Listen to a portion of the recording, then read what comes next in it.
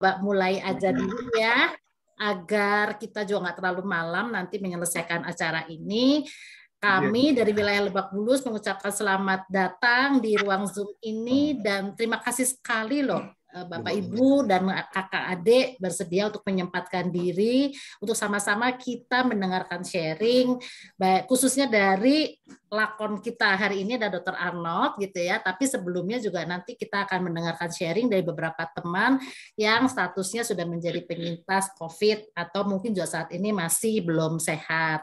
Makanya kenapa Bu Kori pakai masker gitu, kita juga bisa lihat Pak Andrew juga pakai masker begitu ya. Nanti kita akan tanya juga, minta mereka bercerita.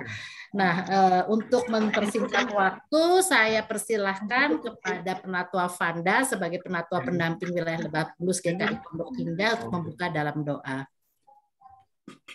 Terima kasih Bu Wita. Selamat malam Bapak Ibu. Mari kita bersatu hati untuk berdoa. Mari kita berdoa. Bapa yang penuh kasih, terima kasih untuk semua anugerah dan kasih-Mu yang tanpa batas bagi kami semua.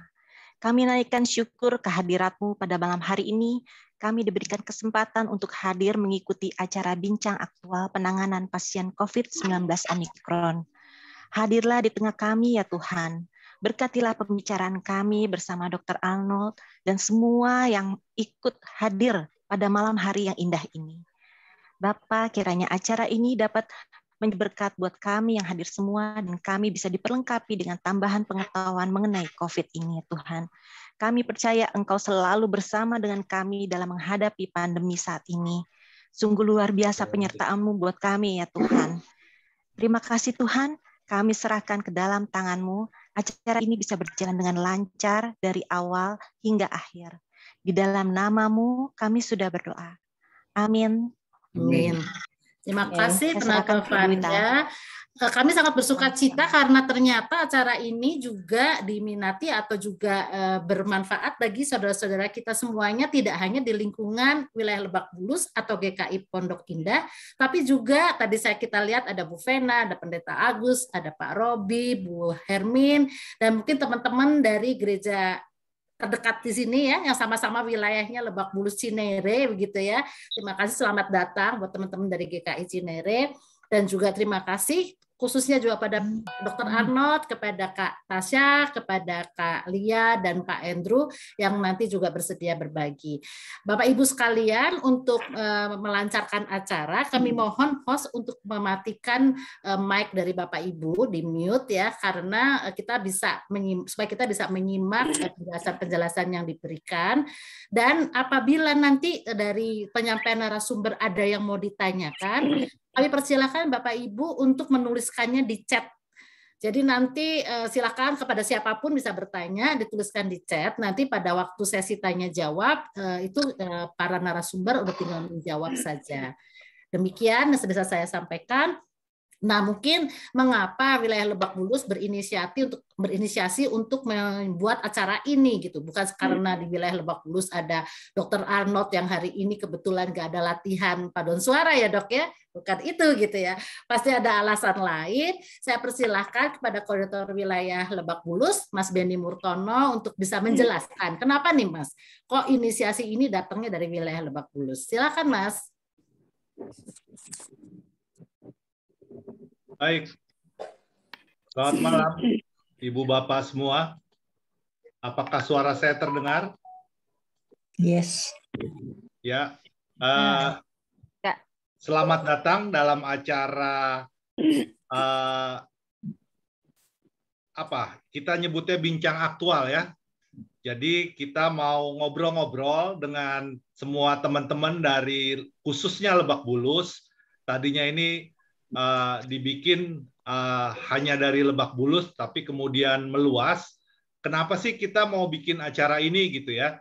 Ini inisiatif awalnya dari Pak Frans. Saya bilang nanti-nanti aja, kenapa? Wah nggak bisa, nanti banyak udah teman-teman yang terinfeksi atau terpapar. Jadi ini sebetulnya pengalaman dari Halo Sahabat wilayah Lebak Bulus saat varian Delta atau gelombang kedua kemarin. Di Juli Agustus itu kami menangani ya bukan sebagai dokter tetapi sebagai wilayah sampai 42 orang. Jadi warga jemaat yang kami monitor terinfeksi itu ada 42 orang dan bahkan 2 meninggal gitu. Kali ini kami nggak ingin terjadi seperti yang lalu lagi.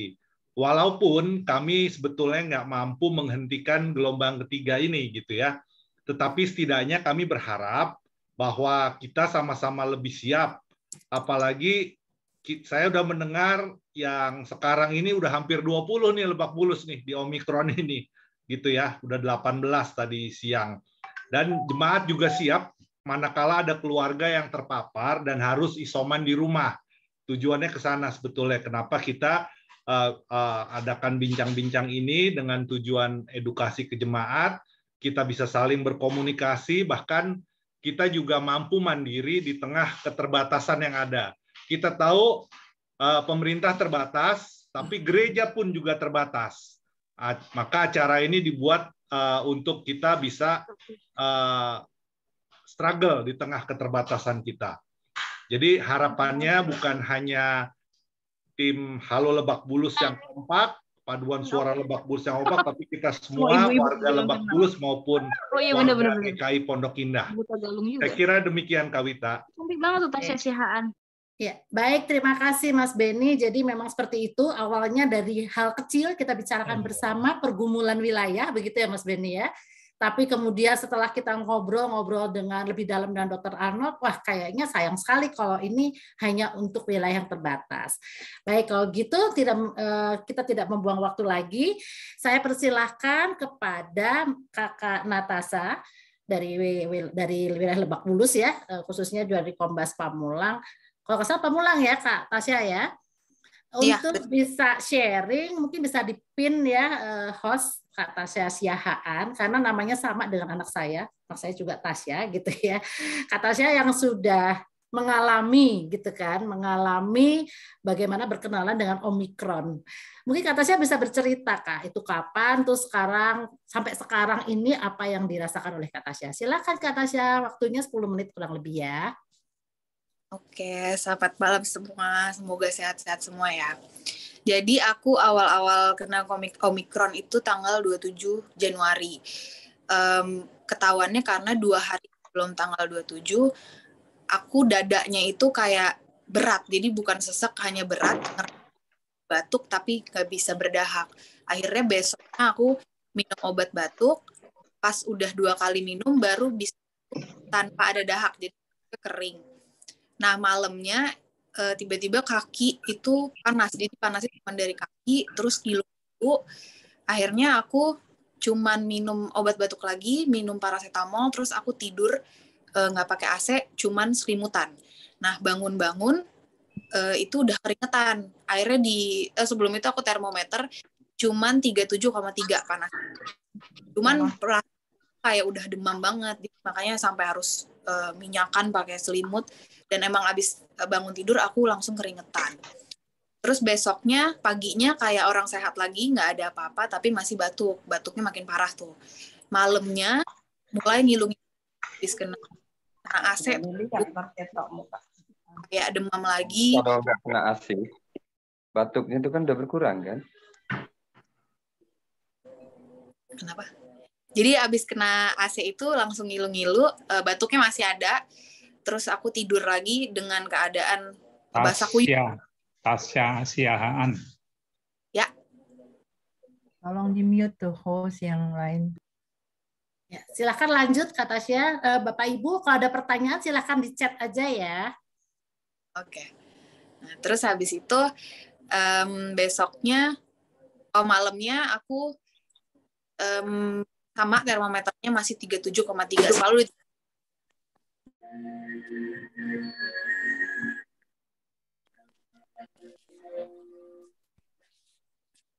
besok paginya akhirnya aku memutuskan untuk PCR pagi.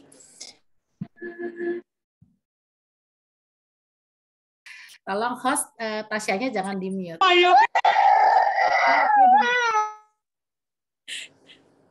Oke.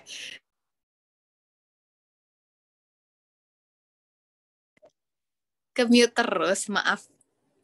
Nah, terus habis itu besoknya PCR, di hari yang aku PCR itu aku nggak lagi ngerasain panas, cuman sisa batuk doang.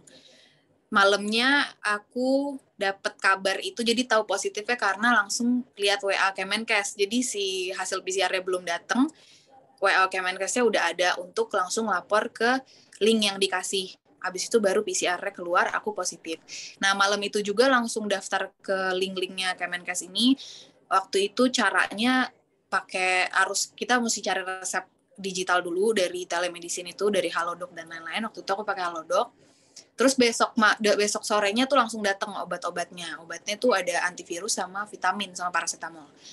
Nah, di hari ketiga itu aku udah nggak ada bukan nggak ada gejala, jadi udah nggak ada demam, nggak ada ngilu, batuk pun udah kayak sehari cuma 6-7 kali gitu, jadi nggak sering lagi. Cuman waktu mulai minum antivirus, jadi awal minum antivirus itu aku disuruh minum 8 butir sekali minum. Jadi dalam satu hari minum 16 butir.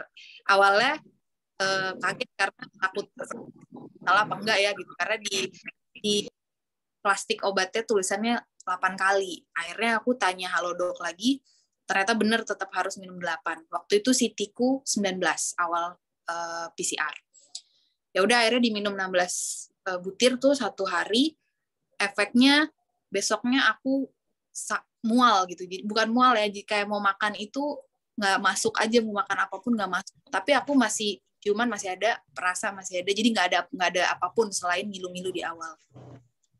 Terus di hari ketiga, keempat, dan selanjutnya cuma minum 6 butir sehari si antivirus ini.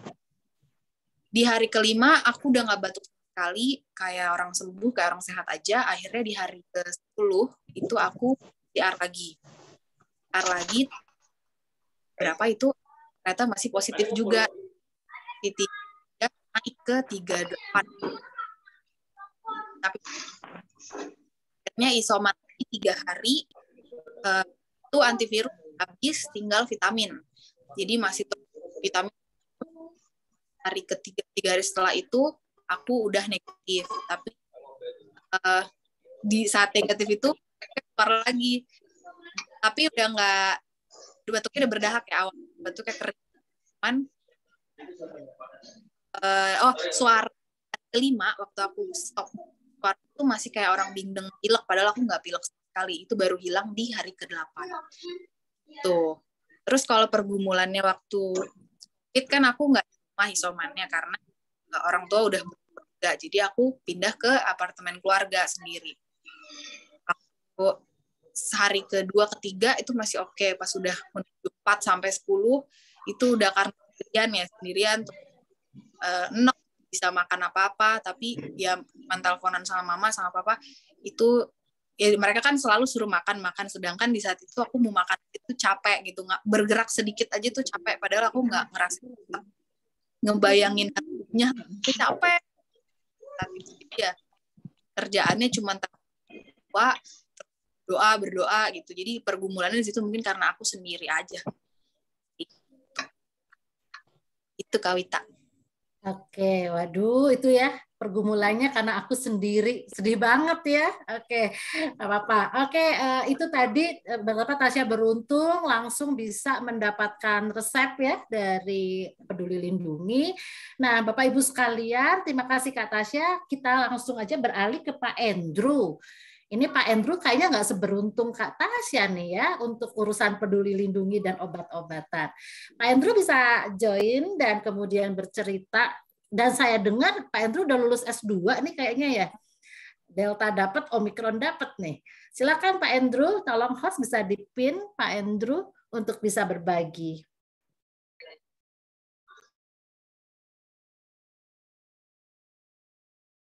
Ya, selamat malam Bapak Ibu. Ya memang saya tidak seberuntung Tasya ya. Jadi saya sudah masuk ke Halodoc, sudah pakai vouchernya, tapi resep digitalnya saya nggak dapat. Nah, kemudian ya bersyukur ada teman-teman di Lebak Bulus ini yang mengingatkan, oh bisa kontak ke Poliklinik GKI. Jadi saya dapat obat-obatan itu dari dokter Deborah ya, dari poliklinik. Jadi seperti itu. Nah, kalau gejalanya kalau waktu Delta itu jelas ya, badan nggak enak, terus beberapa hari kemudian penciuman hilang, jadi langsung saya PCR. Nah ini awalnya dimulai dengan badan lemes gitu. Jadi setelah Imlek itu besoknya kan kantor waktu saya bangun kok rasanya badan lemes sekali gitu. Padahal kan seharian di rumah nggak kemana-mana kok rasanya capek sekali. Kemudian hari Kamis di kantor itu melakukan swab antigen. Waktu hari Kamis itu antigen saya negatif gitu. Tapi tenggorokan sudah mulai sakit. Tapi tidak ada demam, jadi tenggorokan sakit aja. Bukan sakit ya, gatal aja. Terus Jumat mulai agak batuk-batuk, tapi nggak terlalu sering. Kemudian Sabtu sampai akhirnya hari Minggu bilang kok nggak hilang-hilang ya. Karena saya minum obat batuk biasa, nggak hilang-hilang. Akhirnya kita putuskan oke, PCR aja. Jadi hari Minggu siang itu kemarin saya PCR, ternyata kemudian memang positif ya. Tapi CT-nya cukup tinggi ya. CT-nya 28 dari skala 38. Nah kemudian sampai sekarang ini sih lemesnya udah hilang, kondisi fisik sudah segar dan tenggorokan juga sudah jauh lebih enak. Kira-kira seperti itu dan ya saya bersyukur karena pernah mengalami gitu ya. Jadi ketika saya cerita ke istri saya, kan begitu terima hasilnya saya bilang, Kor, saya positif lagi. Dia jawabnya cuma dia ketawa. Wah asik nih, nggak apa-apa ya tapi nggak apa-apa. Ya kita bersyukur aja karena Tuhan kasih pengalaman ini lagi. Dan tidak seperti yang lalu. Kalau yang lalu itu saya dari kena sampai negatif itu 35 hari, cukup panjang. Nah, saya berharap sih ini nanti 10 hari ini nanti tes, saya berharap sih udah bisa negatif. Bisa ditambahkan Pak Andrew, bedanya yang dulu sama sekarang gimana tuh? Yang paling berat dirasakan dulu dan yang sekarang ini? Yang paling berat itu adalah nafas ya. Jadi nafas itu pendek. Dan kemudian efek long COVID-nya itu parah sekali, gitu, panjang. Gitu. Jadi setelah sembuh itu sampai balik normal itu cukup panjang. Saya merasakan dari kira-kira negatif di bulan Februari 2021 sampai enak itu baru di sekitar Agustus, September itu baru mulai enak gitu. Tapi sebelum itu up and down gitu ya. Enak jalan tiba-tiba nafas sesek. Selalu begitu terus. Dan efek long COVID-nya itu banyak lupa. Jadi mesti ulang-ulang lagi, ingat-ingat lagi. Hal-hal yang biasa kita kerjakan aja bisa lupa. Kalau yang sekarang sih enggak ya, ringan sekali.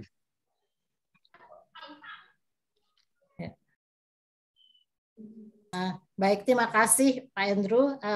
Sedikit lagi mungkin bisa dijelaskan, Pak Andrew udah vaksin?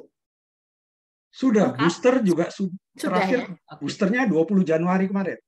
Oke. Baik, nanti ini ceritanya Pak Andrew bisa menjadi bahasan di Dr. Arnold nanti. Makasih Pak Andrew. Sama-sama. Baik, oke. Nah kemudian satu lagi nih Kak Ika Melia. Kak Ika Melia ini kayaknya barengan sama anaknya ya waktu itu positif ya, Lia. Itu zaman masih Delta ya, Lia ya. Oke, Lia bisa ceritain nih dari yang Lia dengar, Kak Tasya maupun Pak Andrew yang bahkan dua-duanya dapat pengalaman apa nih Lia yang Lia rasakan pada waktu sangat berat dialami. Silakan Lia. Malam semua. Ya, jadi kalau cerita sedikit dulu aku itu di pertengahan Juli itu tiba-tiba nggak tiba-tiba. Jadi sebelumnya flu seperti flu biasa karena saya memang alergian gitu, jadi flu beberapa hari meler gitu, lalu sama sekali nggak menyangka akan ke COVID karena kita memang waktu itu zamannya masih PPKM level berapa nggak tahu lah, nggak boleh kemana-mana, terus tiba-tiba anosmia. Nah anosmianya itu juga nggak yang langsung nggak bisa cium gitu, cuman langsung tapi berasa banget nggak bisa mencium seperti normal. Besoknya PCR ternyata positif.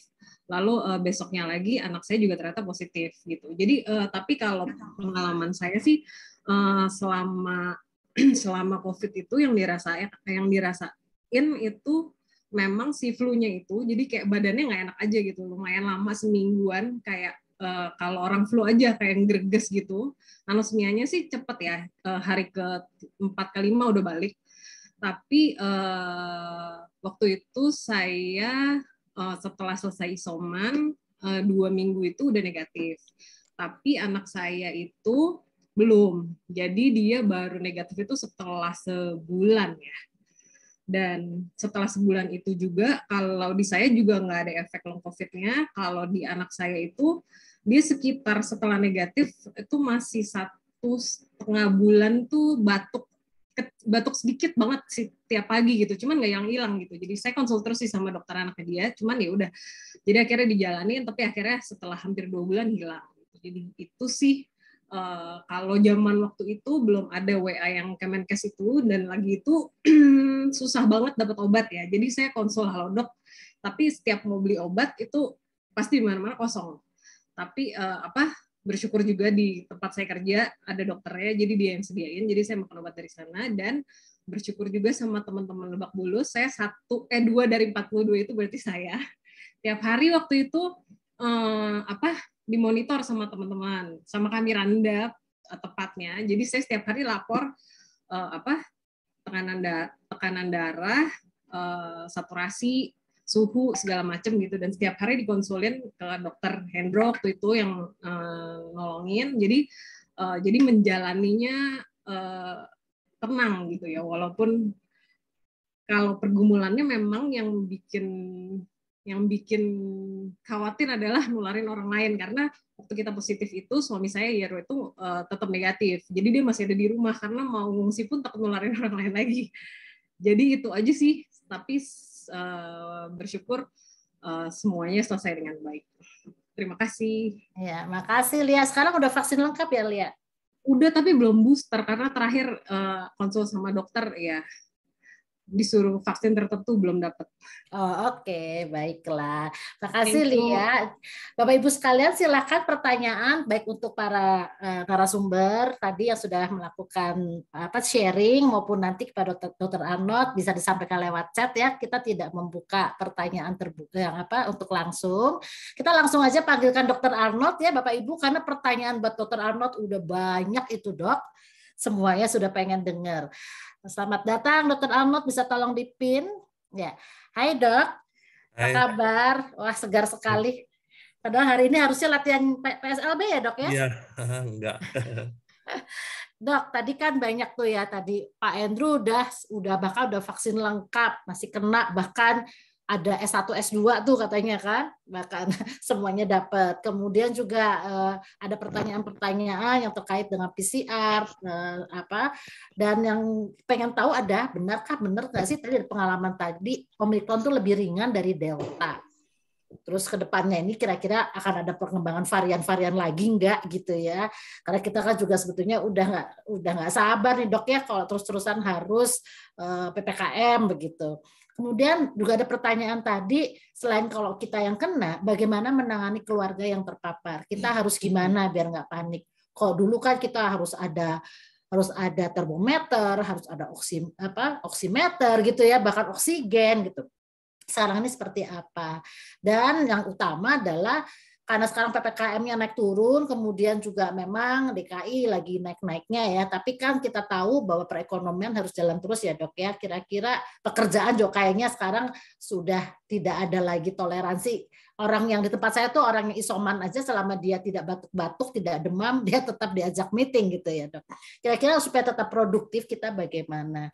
Nah silahkan Dok, bisa disampaikan selengkap-lengkapnya, dan Bapak Ibu sekalian jika ada pertanyaan silahkan disampaikan lewat chat. Waktu saya berikan pada Dr. Arnold. Terima kasih Bu Wita, terima kasih semua yang sudah hadir malam hari ini. Saya sangat senang bisa berbagi apa yang saya ketahui, walaupun pasti tidak lengkap, tapi saya berusaha sungguh-sungguh untuk menyampaikan apa yang sudah saya ketahui, baik melalui bacaan maupun melalui pengalaman selama saya menjadi dokter. The calling is progress. Hari ini saya akan memakai slide untuk menjelaskannya supaya lebih terarah saya ngomongnya. Sebelum kita jawab pertanyaan-pertanyaan yang mungkin bisa saya jawab, ya silakan. Kita akan berbicara mengenai penyakit COVID ini. Suasana saat ini, menurut pengamatan saya, suasananya menakutkan, tetapi sebenarnya nggak perlu ditakutin seperti saat pandemi di awal-awal dulu. Kalau di awal dulu, kita banyak tidak mengetahui penyakit apa ini. Jangankan masyarakat, dokternya sendiri pun banyak yang tidak paham bagaimana pengobatan COVID ini, bagaimana akhirnya, dan lain sebagainya. Saya akan memulai penjelasan saya ini dengan menjelaskan apa ini virus COVID ini. Ini gambarnya, ini virusnya, ini virus corona. Jadi bentuknya itu seperti crown, seperti mahkota. Dan di dalam mahkotanya itu yang ada spike seperti ini, ada duri-duri. Ini gambar-gambar duri-duri ini banyak. Inilah yang berikatan dengan reseptor yang ada pada tubuh manusia. Pada waktu varian Delta, reseptor ini banyak di alveolus, di paru-parunya. Ada juga di saluran cerna, sehingga berdampak terhadap sesak nafas dan lain sebagainya. Di mana reseptor ini dominan, disitulah keluhan yang paling banyak. Jadi inilah bentuknya, dan kemudian di dalam ini adalah inang induknya, namanya RNA. Virus ini digolongkan virus RNA. Walaupun mungkin belum terlalu jelas, ya beginilah gambarnya. Nah, yang sekarang mau saya jelaskan tentang mutasi. Ini dokter yang ngobatin ambeien aku. Oh iya. Jadi sedikit penjelasan mengenai virus corona ini, dia sebenarnya bukan makhluk hidup sebenarnya. Pernyataan saya yang pertama adalah dia memerlukan manusia sebagai inang untuk dapat hidup atau bertambah banyak, replikasi istilahnya. Kalau dia di luar tubuh manusia, dia akan mati. Sehingga penanganan seperti yang kita dengar di Wuhan pada saat pertama kali COVID ini muncul, orangnya itu diisolasi dengan dalam jangkauan yang sangat luas, sehingga otomatis virusnya ini akan mati. Pada saat itu belum ada obat, belum ada vaksin, belum ada lain-lain.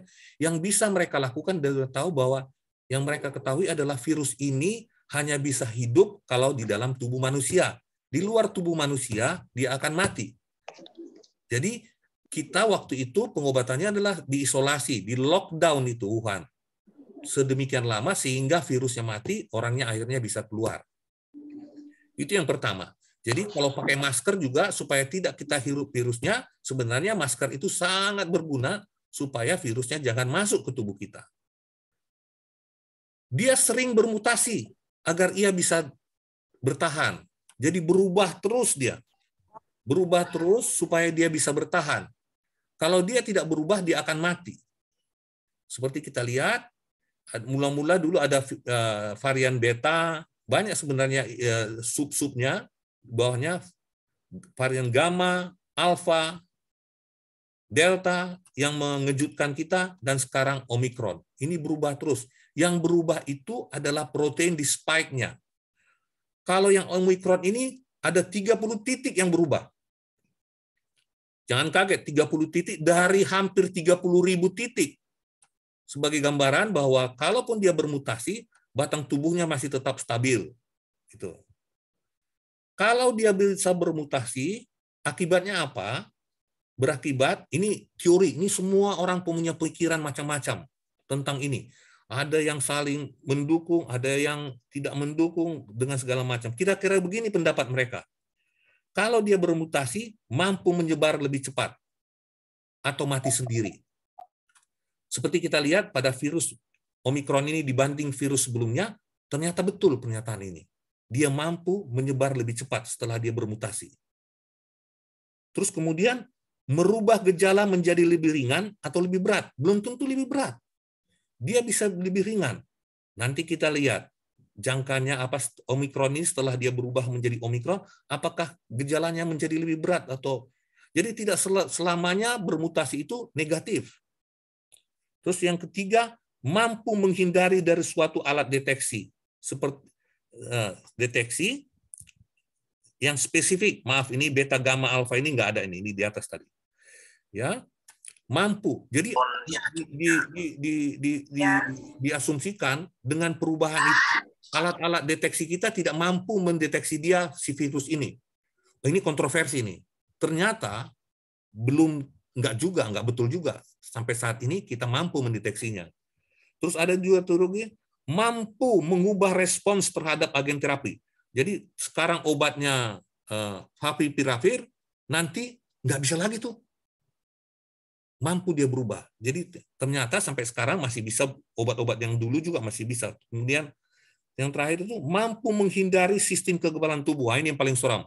Jadi ini teorinya dulu, vaksinasi terhadap varian Omikron ternyata tidak bermanfaat.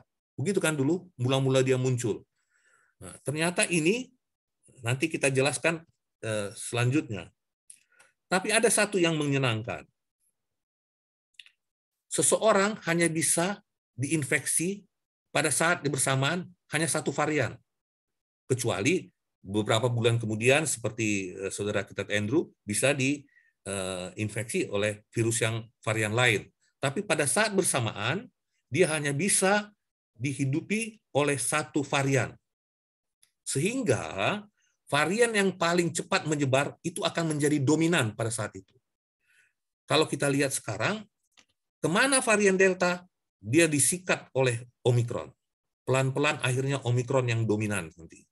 Ketika Delta muncul, varian Gamma, varian Beta, semua tiarap di suatu daerah di mana itu. Jadi dia tidak bisa dihinggapi oleh dua varian. Ini berita baiknya sebenarnya. Nanti akan kita lihat kalau di Jakarta, kalau betul teori ini, akan dominan varian Omikron. Si Delta akan hilang sendiri. Nah, tadi ini sebenarnya kan pertempuran ini antara virus dengan manusia. Virus berubah bentuk, bermutasi supaya bisa hidup. Sebenarnya tujuannya bukan mau mematikan manusia, tetapi dia supaya bisa hidup terus sehingga dia bermutasi. Seperti itu. Nah, manusia yang diberi akal juga berubah supaya bisa mengalahkan si virus. Nah, di sini saya mau cerita mengenai kondisi masyarakat Jakarta yang sudah berubah jika dibandingkan ketika awal pandemi maupun saat menghadapi Delta. Ini berita gembiranya. Sekarang Jakarta sudah vaksinasi lengkap, sudah mencapai 90%. Ini yang disebut kekebalan aktif. Kalau kita lihat baca sendiri, saya rasa sudah semua baca, banyak yang baca, bahwa vaksinasi Jakarta ini sudah mencapai lebih dari 90%. Di daerah lain di Indonesia belum seperti Jakarta. Ini suatu berita yang sangat mengembirakan. Masyarakat itu termasuk anggota GKI Pondok Indah.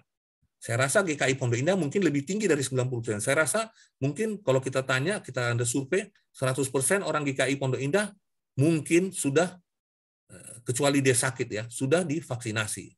Ini berita gembira yang pertama, sehingga timbul kekebalan aktif.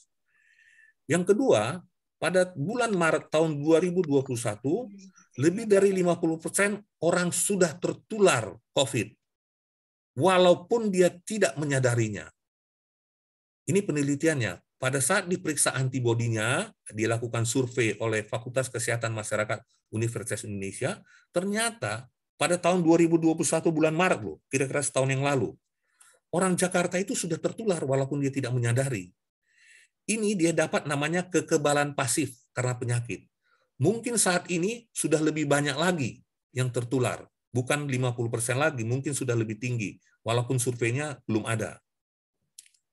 Terus yang ketiga, orang sudah patuh melaksanakan protokol kesehatan dibandingkan awal-awal. Masker juga zaman dulu itu susah sekali nyarinya dan mahal. Sekarang gampang sekali cari masker dan murah. Dan orang-orang sudah mulai patuh dibandingkan sebelumnya menggunakan protokol kesehatan. Khususnya saya rasa warga jemaat GKI Pondok Indah pasti lebih patuh untuk hal-hal melaksanakan protokol kesehatan. Kemudian yang keempat, kepatuhan untuk kontrol penyakit-penyakit komorbid. Orang yang sakit gula menghadapi karena dia tahu bahwa orang sakit gula itu bahaya untuk COVID, orang yang hipertensi bahaya, orang yang sakit jantung bahaya, sudah mulai rajin saya rasa orang-orang ini untuk mengkontrol penyakitnya. Dan yang tadinya malas berolahraga, saya rasa sudah mulai berolahraga dibandingkan sebelum dan pada saat Delta. Kemudian orang yang tadinya nggak pernah minum vitamin D dan multivitamin, wah sekarang laku keras nih vitamin. Dan ini semua faktor-faktor yang berubah di masyarakat Jakarta. Sehingga dia mampu bertahan melawan si COVID. Kira-kira gitu. Yang nggak bisa berubah adalah usia. Di sini mungkin Pak Parlin ada. Pak Parlin Sibarani itu adalah guru sekolah minggu yang saya tahu. Walaupun Pak Parlin itu di sekolah minggu dipanggil kakak, bukan opung, dia tidak bisa berubah usianya. Masih tetap dia tua. Bang Dokter, serius gitu, dong. Pak Parlin. Jadi supaya Pak Parlin jangan terlalu serius dengerin. Jadi ini tidak menjadi mudah walaupun dia dipanggil kakak. Ya. Slide berikutnya. Jadi kita sudah sama-sama mendengar kondisi saat ini di masyarakat Jakarta. Virus berubah, masyarakatnya juga berubah menjadi lebih baik untuk melawan si virus. Seperti kita dengar dari kesaksian kawan-kawan tadi, ketika dia mengalami varian Delta dan setelah dia ikut juga sakit si varian Omikron, dia jauh lebih merasa enak ketika kena varian Omikron ini. Apa hasilnya?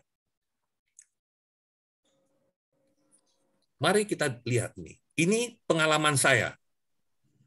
Pengalaman saya sebagai dokter menghadapi pasien sehari-hari di rumah sakit di mana saya kerja. Banyak orang yang tanpa gejala dibandingkan dengan si varian Delta dan yang lain-lain. Gejalanya pada umumnya ringan. Yang disebut ringan adalah, menurut definisi yang dikeluarkan Kementerian Kesehatan, saturasinya di atas 95. Banyak. Dan keluhannya itu, yang ringan itu gatal di tenggorokan. Tadi kan bukan batuk sebenarnya. Dia gatal. Seperti tadi yang kita sama-sama dengar.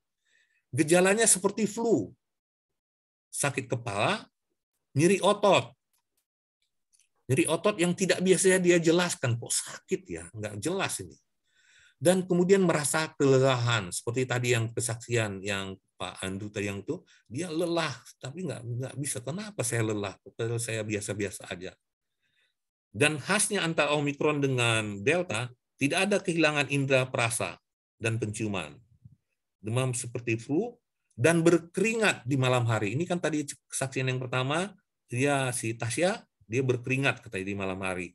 Dan inilah gejala keluhan-keluhan yang gejala ringan. Dan kemudian bagaimana pasien dirawat? Saya sama teman-teman selalu diskusi mengenai kondisi pasien.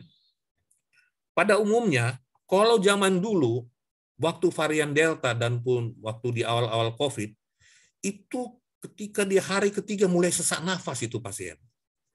Mulai terjadi pneumonia. Kalau kita lihat ronsennya, udah mulai terjadi putih. Udah banyak yang terjadi sesak nafas, saturasinya jelas turun di bawah 95. Sehingga dia memerlukan masuk derajat sedang. Kalau udah di bawah 95, derajat sedang. Tidak boleh lagi dirawat di rumah. Bahkan lebih berat nanti di bawah 93 sudah mulai dirawat di ruang ventilator, akhirnya menjadi kritis. Kalau sekarang, walaupun dirawat, banyak pasien itu yang saturasinya di bawah 95. Di bawah 95 itu sangat sedikit. Loh, kok dirawat? Di bawah 95 kenapa dirawat? Dia, orang itu didominasi pasien dengan penyakit komorbid. Misalnya, yang sekarang lagi dirawat di tempat saya kerja itu, kecelakaan lalu lintas. 2 orang, wanita dan perempuan, trauma kapitis, kepalanya kena kejeduk sehingga kesadaran nurun, dan kemudian kesadaran nurun sesak napas, ketika dilakukan pemeriksaan PCR, positif. Mau dirawat di mana nih orang? Terpaksa dirawat di ruang COVID dengan pakai ventilator. Inilah yang jelek. Ada pasien yang baru-baru ini saya terima itu dengan pankreatitis akut. Artinya pankreasnya meradang hebat dengan kadar amilase dan lipase yang sangat tinggi. Sebelum masuk ke ruang perawatan kan selalu diperiksa PCR. Positif. Kemana dirawat? Dimasukkan ke ruang perawatan COVID. Dan banyak lagi serangan-serangan jantung dan lain sebagainya. Jadi inilah yang sekarang mengisi ruang-ruang perawatan, walaupun saturasinya 95, tetapi dia kalau diperiksa PCR-nya positif. Kalau dulu, jelas pasien itu semua urut-urutannya. Mula-mula masuk biasa, panas, mulai sesak, akhirnya jadi sesak nafas, kemudian di CT scan putih, ada gambaran pneumonia yang jelas. Kalau sekarang mayoritas tidak ada seperti itu di ruang perawatan. Jadi pneumonia karena virus sangat-sangat sedikit, walaupun ada, sangat-sangat sedikit, tidak seperti dulu. Gitu. Ini berita-berita baiknya bahwa perubahan pada masyarakat yang seperti saya sebut tadi sudah vaksinasi, pernah tertular, mengobati faktor komorbidnya, olahraga dan lain sebagainya itu ternyata sangat bermakna walaupun si virusnya bermutasi. Itu. Nah, saya mau membandingkan data-data yang saya dapat di corona.jakarta.go.id nih. Ini kalau mau diakses bisa nih. Data 1 Juli sampai 11 Agustus ketika varian Delta merajalela. Tapi sebenarnya sebelumnya juga udah ada, tapi saya ambil supaya seimbang. Saya ambil datanya 1 Juli sampai 2021 sampai 11 Agustus 2021. Ini kita lihat nih. Kita fokusnya supaya jangan semua difokus. Ini terakhir ini 11 Agustus. Ya, 11 Agustus. Ini tanggalnya nurun ke bawah ya, ke 2 Juli. Halo. Ini yang segini, kemudian yang meninggal setiap hari cukup banyak. Lihat, ini semua, ini bandingkan 8.000 satu hari. Ini Jakarta ya, bukan di Indonesia ya. Terus kemudian kita tambahkan, kemudian ini sampai ke 1 Juli. Pada saat varian Delta, total pasien baru 292.141. Yang meninggal hampir 5.000 per 40 hari. 5.000 per 40 hari itu cukup banyak. Ini yang terdeteksi. Sebenarnya lebih tinggi dari sini kalau mau jujur. Karena banyak pasien itu yang sudah meninggal walaupun belum dites PCR. Tapi gejala-gejalanya sudah menjurus ke situ. Jadi jumlah pasien yang meninggal 1 Juli sampai 11 Agustus, ini data yang betul saya ambil, itu cukup banyak. Bagaimana sekarang varian Omikron?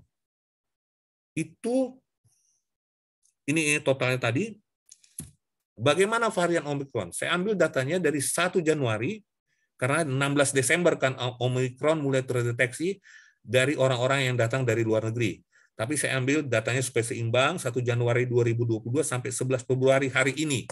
Hari ini saya tutup sampai jam 12 tadi datanya, varian Omicron. Dari sumber yang sama. Kita lihat di sini. Ini pasien baru ini seperti ini. Ini kemarin itu 11.000. Tapi yang meninggal 22. Ya, ini. hari ini sampai jam 12 5.000 sudah mulai, tapi ini belum dapat ya. Saya nggak tahu jam hari ini mungkin lebih tinggi dari sini. Ya, kita terus. Nah, ini kosong-kosong nih. Yang meninggal nggak ada, ya.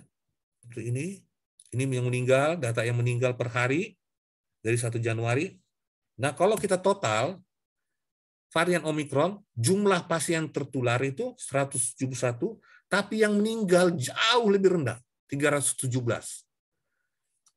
Dan yang 317 ini, kalau kita buka statusnya, penyebab aslinya mungkin seperti yang tadi itu, trauma kapitis, kepalanya, mungkin karena sakit gula, kebetulan dia tes PCR-nya positif.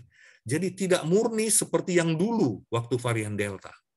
Jadi sangat berubah kondisi sekarang dengan kondisi waktu bulan Juli Agustus. Angka kematian kecil, walaupun angka kesakitannya yang menderita sakit banyak. Nah, saya ingin menyorot tentang pekerjaan Pak Luhut Panjaitan melalui tim pengendali. Saya sangat bangga lihat pengerjaan mereka. Kantor dia itu, kalau saya juga baca, bukan karena saya pernah berkantor di situ, saya baca, dan kawan-kawan saya ada di situ juga, bahwa di kantor itu banyak epidemiolog yang bisa meramalkan mengenai bagaimana ini kesehatan masyarakat nih, bagaimana, dan kemudian dia dibantu beberapa kali oleh perkumpulan keahlian. Ini perkumpulan keahlian saya, PABDI, Persatuan Ahli Penyakit Dalam Indonesia, Ikatan Dokter Anak Indonesia, Perkumpulan Dokter Paru Indonesia, dan lain-lain. Dia selalu timnya itu kuat memberi saran. Dan berbagai disiplin ilmu, mungkin ada ilmu ekonomi dan lain sebagainya, saya tidak tahu. Kantor dia itu sangat kompeten untuk mengeluarkan pendapat, menurut saya. Menurut orang lain, terserah. Tapi menurut saya, kantor ini sangat bagus. Dia mempunyai PPKM. Mengendalikannya pakai PPKM 1, 2, 3, 4, yang sekarang sekali seminggu dia evaluasi. Dan saat ini Jakarta ini PPKM level 3. Sebelumnya pernah level 1, pernah level 2, tergantung. Yang menarik adalah dalam diskusi yang kita baca, sama-sama kita baca, gubernur menyarankan supaya pendidikan tatap muka ditunda 1 bulan. Presiden menyarankan evaluasi itu mengenai pendidikan tatap muka. Tetapi kelihatannya tim pengendali ini mempunyai kemampuan untuk bilang tidak. Kalau memang dia percaya bahwa saran yang dia sampaikan itu adalah betul. Bukan kekuasaan yang mengontrol dia. Saat ini dia bilang 50% aja cukup. Itu kan pertaruhan yang harus dipertanggungjawabkan. Disitulah letaknya saya sampai sekarang ini. Karena memang saya pikir walaupun ini bukan bidang saya, kalau anak tidak disuruh sekolah, belum tentu dia punya laptop, belum tentu dia punya HP. Suster-suster saya itu kadang-kadang nggak punya HP karena dipakai anaknya untuk sekolah. Mereka sulit sekali dihubungin, dan lain sebagainya. Kadang-kadang kalau ujian pakai 2 HP dan sebagainya. Jadi nggak segampang itu menutup sekolah. Banyak pertimbangannya. Jadi sebenarnya PPKM ini pantas kita hargai dan kita lihat dan kita ikuti apa yang disarankannya dengan baik, karena mereka adalah orang-orang yang kompeten. Nah, deretan negara yang berhasil dan masih berjuang melewati gelombang Omikron.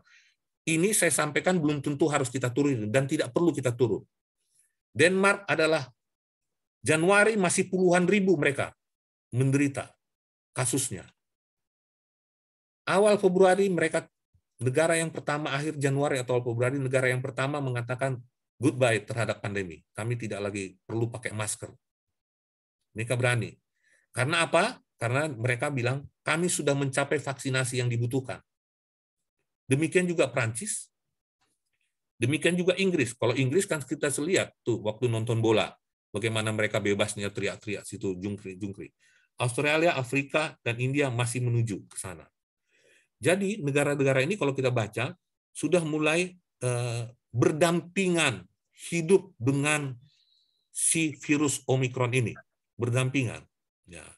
Jadi ini berita-berita baik yang karena apa? Saya merasa harus seimbang yang kita sampaikan. Jangan ketakutan yang kita sampaikan.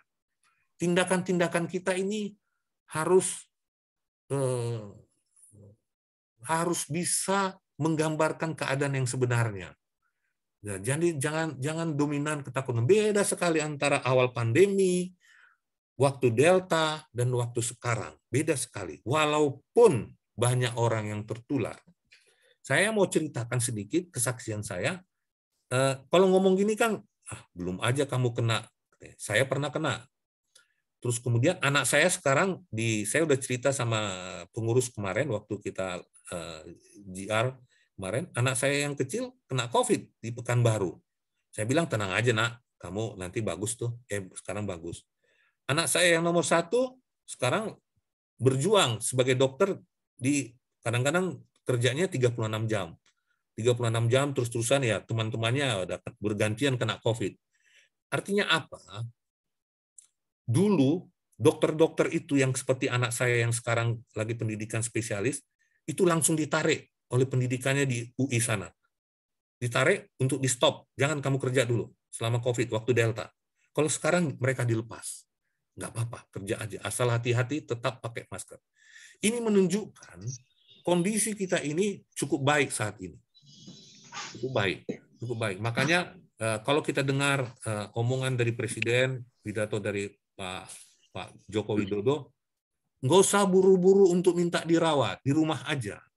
Nggak usah buru-buru minta dirawat, di rumah aja. Itu sering kita dengar. Kesimpulannya, saya mau menyampaikan bahwa usaha yang dilakukan pemerintah bersama masyarakat telah memberikan hasil yang nyata. Itu berita baiknya. Dan kita rasakan sekarang dari kesaksian kawan-kawan yang menderita Omikron, maupun banyak. Tetapi kalau dia penyakit komorbid, dan komorbid ini membuat dia lebih parah, itu lain. Saya tetap setuju ketika kita menghidupi bersama dengan COVID ini, harus patuhi protokol kesehatan. Minimal kita tidak membebani pemerintah. Itu obat yang dikasih pemerintah saat ini, harganya itu, satu paket itu bisa sampai 1 juta loh.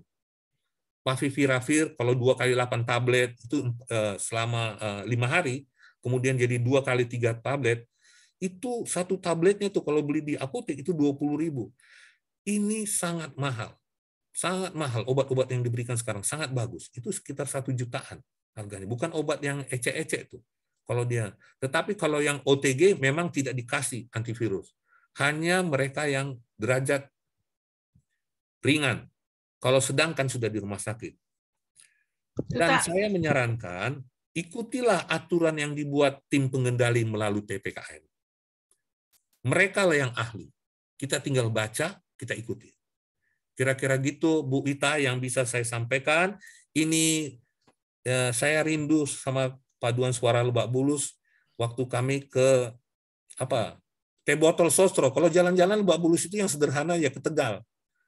Ini niat baik, hasil baik. Ini kita dari jalan-jalan.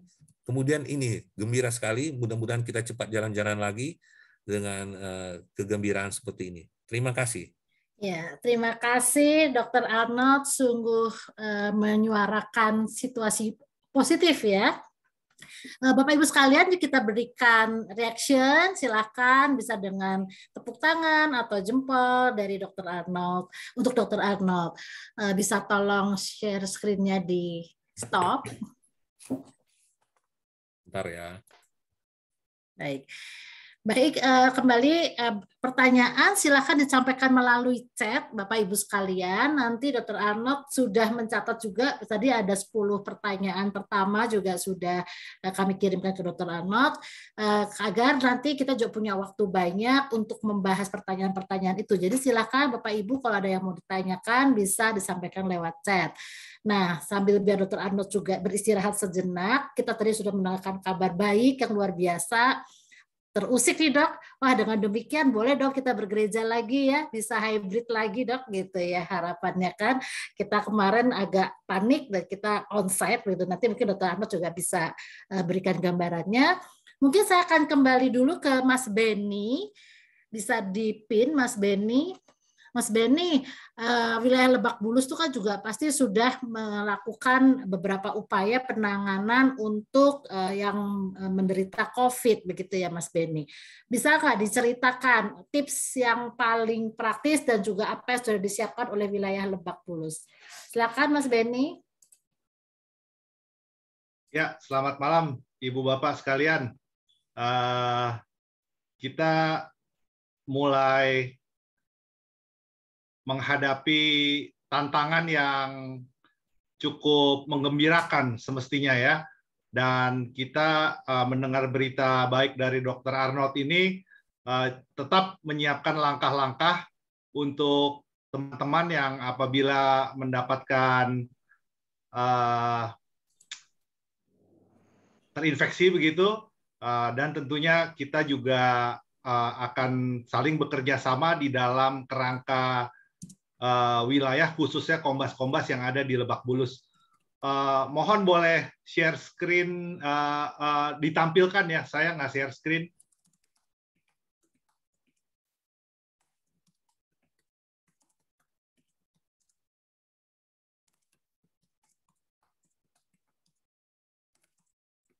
Ya, ini saya sengaja kasih gambar gereja menunjukkan kalau kita sama-sama kangen ke gereja lagi nih sebetulnya. Saya kalau setiap minggu dikasih kesempatan, saya ambil 2 minggu sekali supaya teman-teman bisa ke gereja yang lainnya. Nggak taunya di stop. Oke, Ibu Bapak sekalian, di slide pertama, slide berikutnya silakan. Di sini boleh di page down. Nggak bisa model page down ya. Ya, kita harus sama-sama memastikan apabila bergejala gitu, lakukan tes PCR di tempat yang tersertifikasi oleh Kemenkes. Jadi kalau kita ke tempat yang tersertifikasi itu, positifnya adalah dia akan terupload di Peduli Lindungi gitu ya. Maksudnya keuntungannya bukan positif, nanti berbeda dengan hasil positif. Jadi begitu dia terupload di dalam Peduli Lindungi, hasilnya bisa negatif, bisa positif. Kalau misalnya dia positif, dia akan dipandu menuju telemedicine. Tadi ada dari kesaksian yang pertama bahwa dia belum dapat dari lab-nya, tapi dia dapatnya dari Peduli Lindungi duluan, gitu. Jadi ini adalah hasil yang luar biasa juga dari pemerintah. Nah, sekarang poinnya adalah, lah kalau di sekitar Lebak Bulus, mana aja sih yang tersertifikasi yang dekat-dekat gitu kan? Pertanyaannya, tentu adalah rumah sakit. Di sini saya nggak nulis rumah sakit Pondok Indah, tapi pasti bisanya di sana saya masukkan rumah sakit yang dari Cinere sampai ujung Cilandak aja gitu ya, nggak nyampe ke Pondok Indah. Ada Mayapada, Lebak Bulus, ada Siloam Simatupang, ada Puri Cinere, ada Jantung Diagram Cinere, tentu ada Rumah Sakit Fatmawati, mungkin juga aplikasi ya. Dan kalau lab, yang pasti itu ada Bumame di Pom Bensin Cirende, lalu ada Smart Lab di depan nasi goreng kambing Kebon Siri nih. Ini yang di Karangtengah. Sepanjang Karangtengah itu at least ada 3, satunya itu klinik Siloam di Ruko Bona Indah yang dekat S Hardware. Jadi ruko yang baru, bukan ruko yang pertama di Bona itu. Tentunya juga ada GSI Lab di TB Simatupang yang berlokasi di bekas kantor Tripatra ya, di samping Auto 2000. Nah, mungkin ada tempat-tempat lain yang saya nggak bisa sebutkan di sini, tetapi paling tidak kalau dia tersertifikasi dan itu adalah PCR, hasilnya pasti akan masuk ke Peduli Lindungi, dan kalau teman-teman mendapatkan positif, dia akan dipandu menuju telemedicine yang ada 17 jumlahnya dan mendapatkan obat dari pemerintah. Yang disampaikan Dr. Arnold itu betul tadi ya.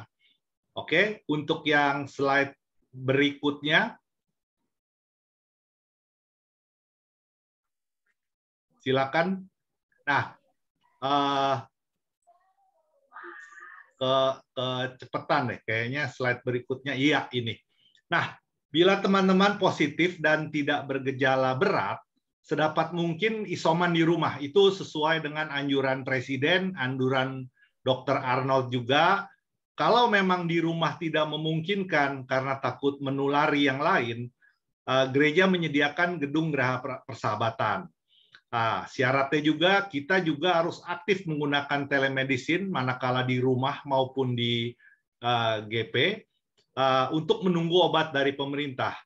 Saya kembali menekankan kenapa menunggu obat dari pemerintah, karena selain gratis, ini juga tidak terlalu membebani gereja ya. Seandainya mau menggunakan klinik gereja, dokter gereja itu jumlahnya terbatas, obat-obatan dari gereja itu juga terbatas gitu.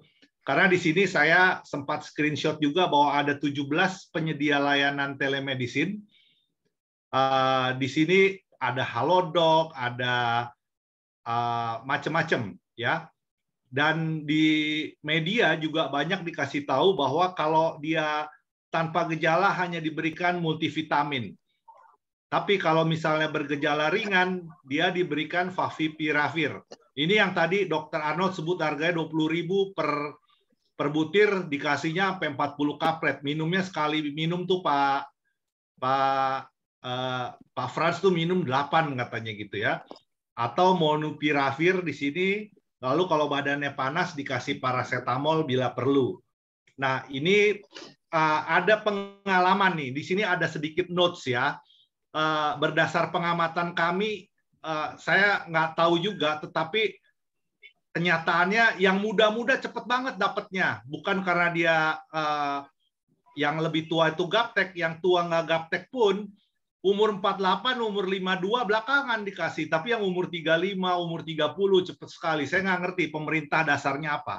Secara undang-undang nggak ada pembedaan umur. Tetapi secara kenyataan di lapangan, seperti cerita Pak Andrew tadi, dia nggak dapet gitu. Tapi kita lihat lagi yang usianya tua kok juga nggak dapet. Ya udah gereja bergerak terpaksa gitu ya.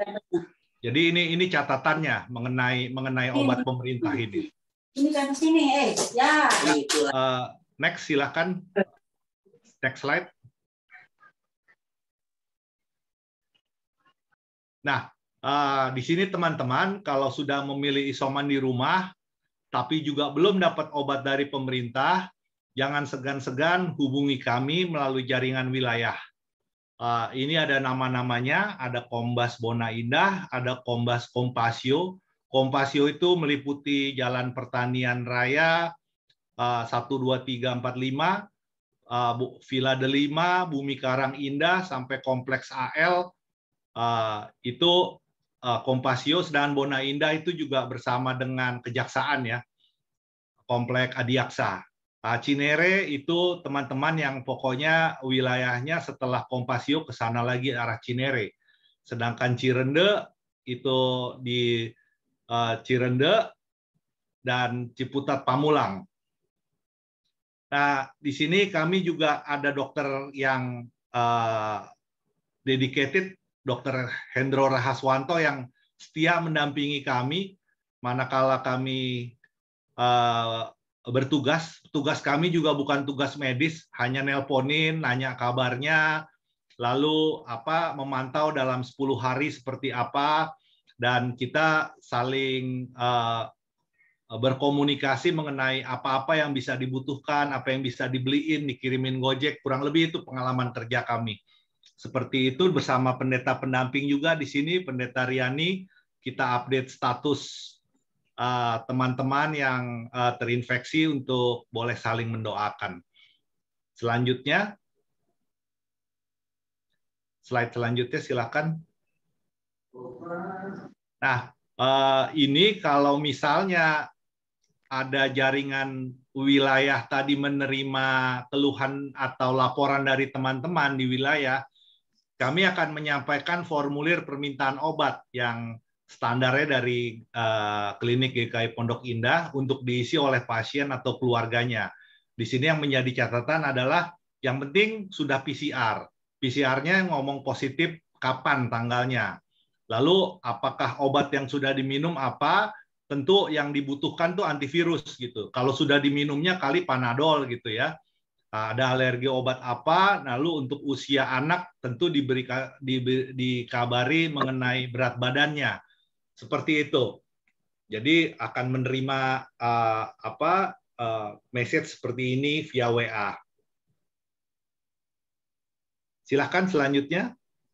Nah, apa yang akan kami perbuat terhadap teman-teman yang terinfeksi, kami akan saling berbagi tugas per tiap kombasnya. Seperti tadi saya ceritakan, kami memonitor, mendoakan, menanyakan kebutuhan pendukung selain obat tentunya. Apakah butuh oximeter?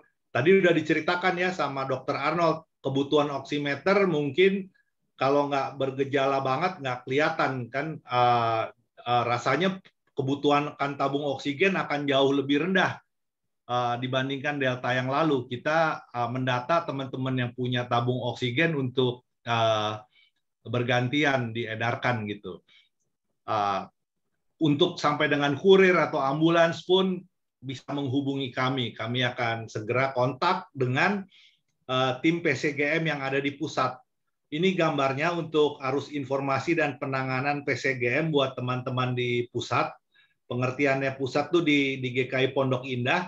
Dari jaringan wilayah kita akan hubungi tim medis, lalu apakah dia di Pondok Isoman Sahabat, apakah dia di rumah, atau dia perlu dievakuasi. Di sana PIC-nya ada Penatua Ishak, ada call center-nya dengan Penatua Roni dan Penatua Mega, lalu ada dokter standby di sana, Dokter Deborah dan Dokter Rahel, pendetanya Pendeta Vera, Penatua Vicky juga ada di sana. Saya kira demikian mengenai alur kerja tim Halo Sahabat wilayah Lebak Bulus. Mudah-mudahan bisa menolong, membuat teman-teman juga tidak perlu khawatir, dan salam sehat selalu dari kami di sini. Terima kasih. Oke. Terima kasih Mas Benny, sangat bermanfaat informasinya, dan itu juga harapannya bisa dimanfaatkan juga oleh teman-teman di wilayah Lebak Bulus yang saat ini mungkin bergejala atau ada keluarga yang bergejala. Nah, tiba saatnya kita juga akan mendengarkan dari Pak Dr. Arnold, apakah sudah siap menjawab pertanyaan-pertanyaan yang ada? Kayaknya sekitar 15 pertanyaan ya Pak Frans tadi yang masuk lewat chat. Bapak Ibu sekalian, kalau masih ada yang mau ditanyakan, bukan hanya pada Dr. Arnold, tapi juga kepada Mas Benny atau kepada narasumber lainnya, silakan dituliskan di chat. Saya kembalikan Dr. Arnold, silakan bisa langsung dijawab pertanyaan-pertanyaan yang tadi disampaikan. Terima kasih Bu Ita. Terima kasih Pak Benny, memang sangat membantu. Saya sering ketemu pasien yang banyak terbantu oleh kegiatan gereja melalui satgasnya. Terima kasih. Pertanyaan pertama, anak saya sudah 9 hari, kemudian positif dengan CT 36. Kenapa masih positif terus walaupun sudah SMA? Kira-kira. Gini, kadang-kadang PCR itu masih positif, tapi yang diperiksanya adalah partikel yang sudah mati, jadi aman. Kalau sudah lewat dari 9 hari, 10 hari, biasanya aman. Tidak perlu, bahkan saat ini, peraturan dari Kementerian Kesehatan tidak perlu diulang PCR. Bukan berarti tidak boleh. Pemerintah aja yang nggak mau nanggung. Karena dia pikir kalau PCR pertama sudah positif, untuk yang OTG maupun yang ringan, tidak perlu diulang PCR. Kalau sudah memenuhi syarat 10 hari, sudah. Itu protokolnya, SOP-nya, tidak perlu diulang. Kemudian, saya sudah 9 hari masih isoman, padahal tidak bekerja. Apakah masih harus isoman? Nggak perlu lagi, Pak. Udah kelamaan itu. Saat terjangkit Omikron, apa obatnya? Obatnya kalau dia OTG, PCR positif, hanya vitamin. Tidak perlu makan obat antivirus. Kalau dia ringan, seperti yang disebutkan tadi kawan-kawan yang sudah sakit, tadi diberikan favipiravir, bukan oseltamivir, tapi favipiravir dengan dosis 2 kali 8 tablet. Tapi gampang sekarang. Begitu seperti yang disebutkan tadi. Memang belakangan ini obatnya lebih lama ya, kadang-kadang sampai 2 hari baru datang obat melalui telemedicine, melalui Peduli Lindungi. Keren lah sekarang, cuman suka terlambat. Jadi otomatis kalau kita PCR kita positif, Kementerian Kesehatan akan WA kita untuk menghubungi yang harus dihubungin gitu melalui telemedicine. Obatnya menyusul. Apakah kalau kena Omikron harus ronsen torak? Tidak perlu, tidak ada protokol saat ini. Beda dengan waktu Delta. Kalau selama dia ringan atau OTG, tidak perlu di ronsen. Kalau sudah mulai ada gangguan saturasi, memang harus di ronsen. Dan itu dilakukan di rumah sakit. Nggak perlu kita sibuk-sibuk untuk meronsen. Ronsen toraks maksudnya, walaupun Bapak pernah kena kanker darah, tetapi sekarang kan sudah sembuh, riwayat aja, tidak apa-apa, Bapak sama dengan orang lain. Wah, ini bagaimana penanganan sampah pasien COVID, Omikron? Maksudnya maskernya. Wah, saya nggak bisa jawab ini, Pak. Bagaimana membuangnya? Maaf ya, Pak, saya nggak bisa jawab bagaimana penanganan sampah pasien COVID. Apa ciri-ciri kalau kena Delta dan Omikron? Sekarang Delta, kelihatannya, walaupun laporannya ada, pada bulan Desember kan awal Desember varian Delta yang dominan. Itu pun sangat sedikit di Jakarta. Lihat datanya dari tadi website tadi, sedikit sekali. Masuk Omikron, dia sapu itu. Sekarang Omikron yang paling banyak. Mudah-mudahan si Delta juga nggak ada. Kalaupun ada, dengan tadi yang kita sudah divaksin, kita sudah pernah tertular, kita sudah membiasakan diri pakai protokol kesehatan. Mudah-mudahan walaupun datang Delta, tidak berat. Ya, tidak berat dia. Jadi, terus kemudian ciri-cirinya ya, kalau kita tidak vaksin, ciri-cirinya sama dengan yang dulu. Sesak nafas, akhirnya pneumonia. Saturasinya hari ketiga sampai mulai turun saturasinya. Kalau dibandingkan Omikron. Swab antigen negatif, tetapi PCR positif. Mengapa sering terjadi? Kalau swab antigen ini kita lakukan ketika gejala sudah timbul, memang sering negatif. Karena itu positif paling lama 3 hari. Kalau bisa hari pertama. Nah, tapi kan siapa yang mau swab antigen? Belum ada gejala. Tapi kalau saat timbul gejala, sering sekali swab antigen negatif karena sudah lewat dari 3 hari. Dan yang sekarang dilakukan adalah PCR pasien itu. Sekarang ya, ini sedikit informasi seperti di Singapura dan negara lain, swab antigen sekarang sangat sederhana. Bisa dilakukan di nasal, di sekitar hidung. Nggak sampai ke dalam-dalam. Alatnya canggih sekarang. Dan bisa kita lakukan, kita beli sendiri. Kalau di Singapura mungkin, atau di daerah-daerah lain, di Amerika dan sebagainya itu, pasiennya beli alat swab antigen sendiri, sekali 5 hari dia cek sendiri.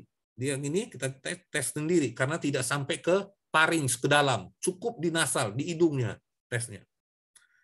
Alatnya ada, gampang belinya. Apakah masih perlu kita pulang dari begini? Perlu. Nah ini apakah masih perlu desinfektan? Enggak Pak. Kalau saya pikir kalau sekarang itu cukup dibersihkan aja seperti kain pel biasa. Terus kemudian pintu, gagang-gagang pintu selalu dibersihkan. Di mana tempat kita, tangan kita memegang selalu. Kalau mau membersihkan rumah, gagang pintu, lantai. Cukup, nggak usah sampai pakai desinfektan yang rumit-rumit, nggak usah. Terus kemudian selama kita melakukan protokol kesehatan, ingat, protokol kesehatan itu tidak pakai desinfektan yang sampai itu. Dia cukup pakai masker, dia cukup cuci tangan, jaga jarak, hindari kumpulan-kumpulan, dan sebagainya. Selama itu dilakukan dengan baik, mudah-mudahan tidak tertular. Ya.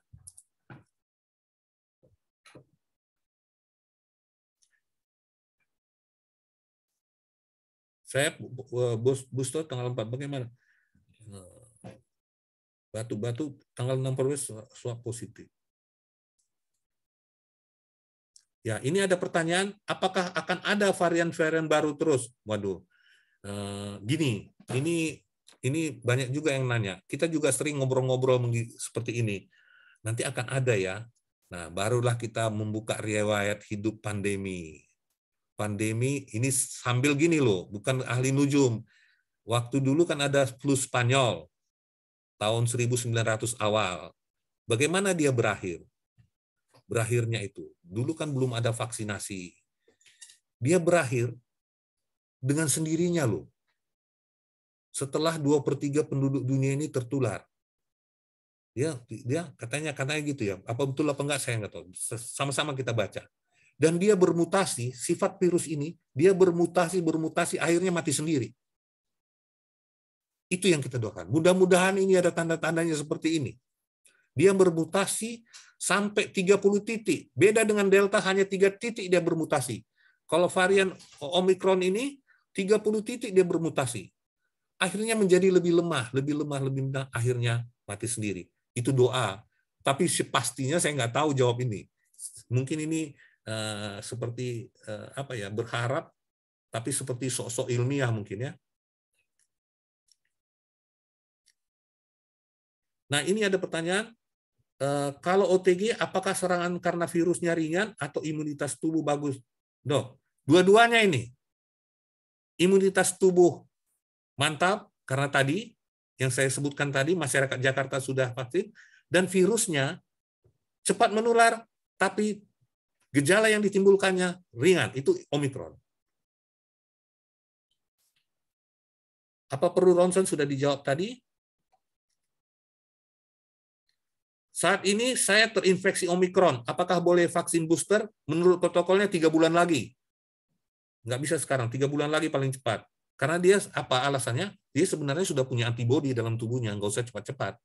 Apalagi dulunya sudah pernah vaksin, 1-2, sekarang kena virus, langsung, artinya kekebalan pasif dia terima, kekebalan aktif melalui vaksinasi, bagus. Paling cepat 3 bulan.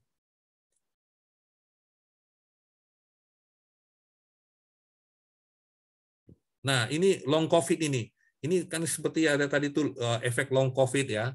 Itu long COVID didefinisikan adalah ketika dia sembuh, gejala-gejala seperti sesak nafas, kemudian kadang-kadang sakit perut, rasa percaya diri hilang, seperti tadi ya, susah tidur, sering lupa, itu gejala-gejala long COVID. Tapi menurut saya efek psikologinya banyak itu. Mencemaskan ketika 45 hari orang dirawat. Itu dia sembuh itu luar biasa berkat Tuhan sama dia. Dia harus ingat itu.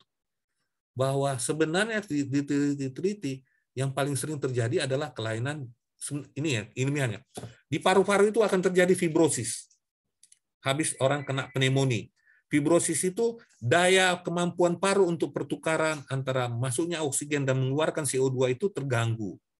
Pasti itu memerlukan waktu untuk recovery-nya. Tapi kadang-kadang menetap beberapa bulan sebelumnya. Terus kemudian kalau reseptornya tadi yang saya ceritakan tadi ada di pembuluh darah reseptornya. Si partikel tadi yang tajam-tajam tadi dari Omikron nempel di pembuluh darah sehingga terjadi penyumbatan di pembuluh darah. Makanya dikasih heparin kalau dirawat. Ada obat-obat pengencer darah dan sebagainya. Itu memang memerlukan waktu. Tapi ini kalau waktu dirawat boleh dikasih pengencer darah. Protokolnya setelah pulang dari rawat tidak perlu dikasih obat pengencer darah seperti waktu di rumah sakit. Tapi kalau dia biasa minum aspilet dan sebagainya, itu antiagregasi trombosit namanya, itu boleh dilanjutkan. Dan seperti itu, long COVID ya.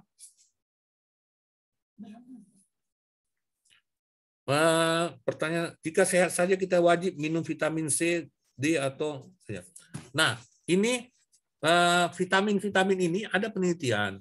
Bagusnya orang kadar vitamin D orang ketika menghadapi COVID ini, kalau kita periksa, itu sekitar 50-60.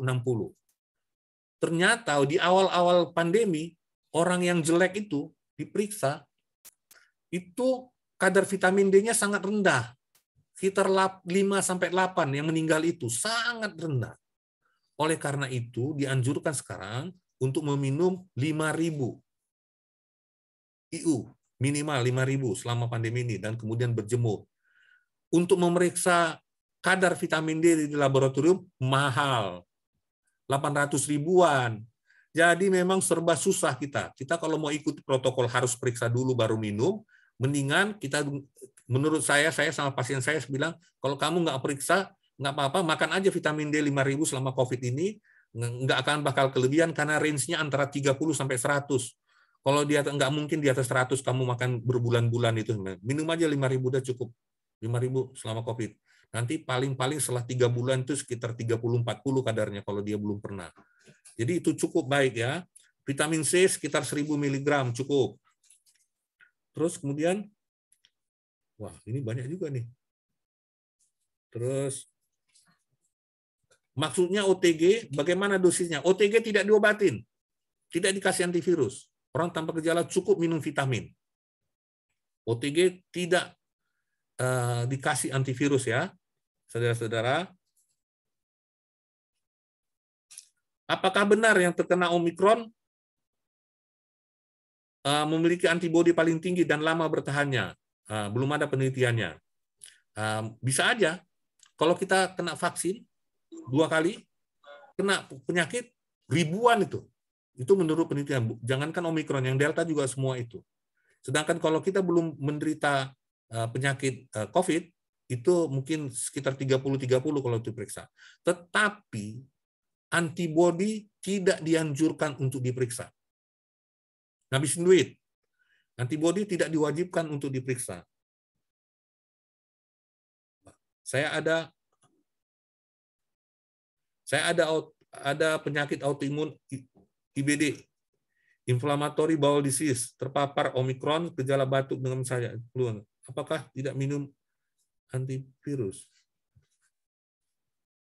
Ya, minum antivirus. Kan ini gejala ringan dia nih udah. Ada demam, ada batuk, yang boleh minum antivirus ya, walaupun IBD ya. Itu IBD itu penyakit di kolonnya itu ada kelainan, ada ulceratif, ada luka-luka di usus bagian besar, itu maksudnya. Apakah positif Omikron, berapa lama jedanya? Apabila positif Omikron, berapa lama jedanya?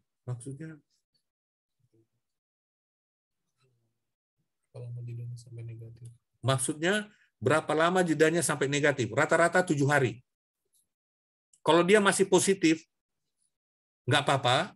Biasanya CT-nya udah tinggi, itu biasanya partikel mati yang positif itu. Itu udah dari dulu waktu varian Delta begitu, aman. Dan kalau pasien dirawat juga tidak diulang.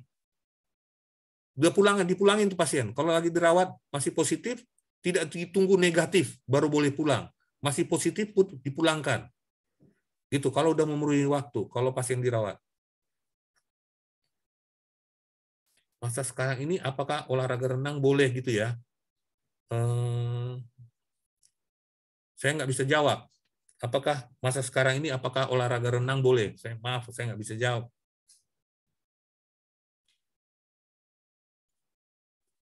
Apakah virus Omikron menular secara airborne? Wah, ini pertanyaan yang dari dulu sampai sekarang seperti ini. Maksudnya airborne melalui udara. Biasanya melalui droplet ya, dari liur. Dari air droplet itu dari batuk, dari hembusan napas gitu, bukan menyebar. Sehingga kalau dulu orang dilarang, maaf ya, saya itu selalu olahraga tanpa masker loh. Saya capek pakai masker. Karena apa? Karena saya tidak ketemu orang, ngapain saya pakai masker? Saya pakai olahraga tidak pakai masker karena tidak ada orang di sekitar saya, tidak berkumpul olahraganya. Jadi kalau Bapak, Ibu mau olahraga, di situ tidak ada orang, nggak usah pakai masker, karena sesak napas nanti. Aman.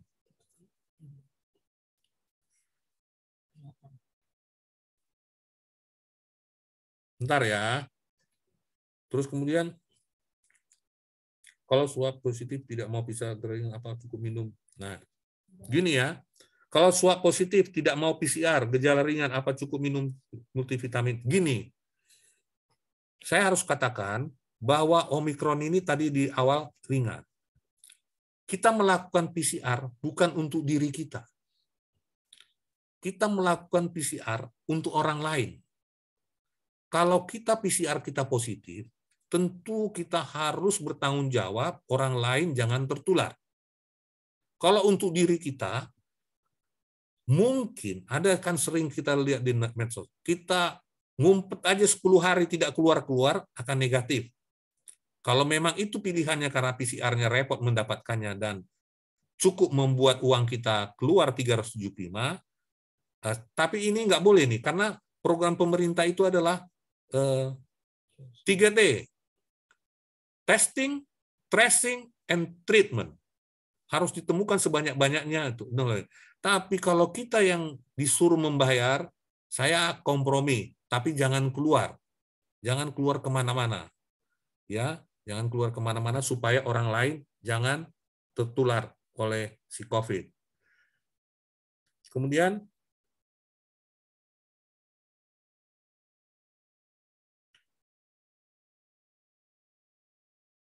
nah iya betul.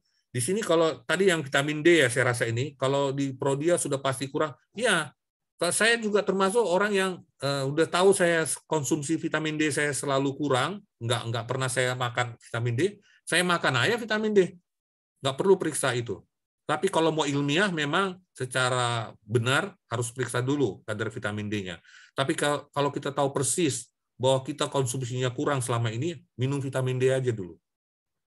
5.000, karena range-nya itu tinggi, antara 30 sudah saya bilang sampai ke 100. Jadi nggak akan mungkin berlebih. Saya sudah sudah booster berbayar karena sudah 6 bulan kedua 6 bulan setelah saya booster lagi. Artinya sampai saat ini program pemerintah itu booster itu hanya untuk yang ketiga. Nanti kita tunggu sama-sama apakah ada yang keempat. Nah, tapi banyak jemaat dulu sudah booster diam-diam dengan Sinovac. Ya kan? 3, dia belum keluar program booster ini udah dia suntik sendiri dia. Anjuran saya kalau mau ikut, tapi itu tidak masuk ke Peduli Lindungi, pasti orang itu dia sendiri yang melakukan. Tunggu 6 bulan lah supaya ada manfaatnya. Tunggu 6 bulan baru suntik. Karena sekarang kalau baru 3 bulan misalnya pakai Sinovac kemarin, masih tinggi itu kadarnya, nggak perlu untuk pencegahan. Dan kita lihat kalau si COVID ini sudah hilang sama sekali nanti bulan Februari, Maret, ngapain lagi booster? Ya kita lihat, kita tunggu ya. Tadi kalau saya minum CPG, apa perlu dihentikan sebelum vaksin booster Astra? Enggak. Itu aman ya. Sering bertanya apakah AstraZeneca ini vaksin ini membuat pengentalan darah menjadi lebih terjadi? Enggak ada terbukti. Pemerintah itu enggak mungkin dia memberikan hal-hal seperti umum gini kalau dia, saya termasuk, jangan dianggap saya fanatik. Nggak mungkin dia memberikan vaksinasi yang bisa menyengsarakan rakyatnya, membuat rakyatnya menjadi berpenyakit.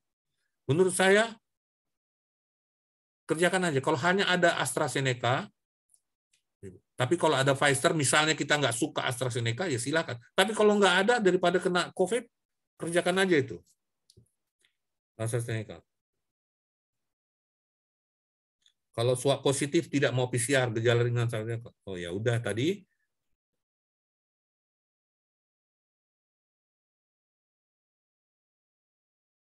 Tadi sudah, maaf tadi ini nomor 27 itu masih positif terus PCR-nya itu partikel yang mati, tidak perlu PCR.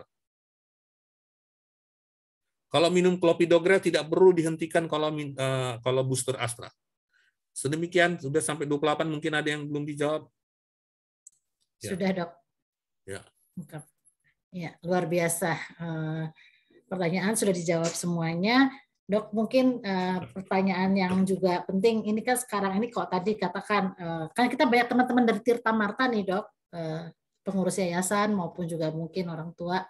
Itu kira-kira pendapat dokter mengenai sekolah tatap muka tadi gitu ya, itu gimana, apa yang orang tua harus siapkan supaya anak-anak itu bisa lebih tahan lah begitu, Dok.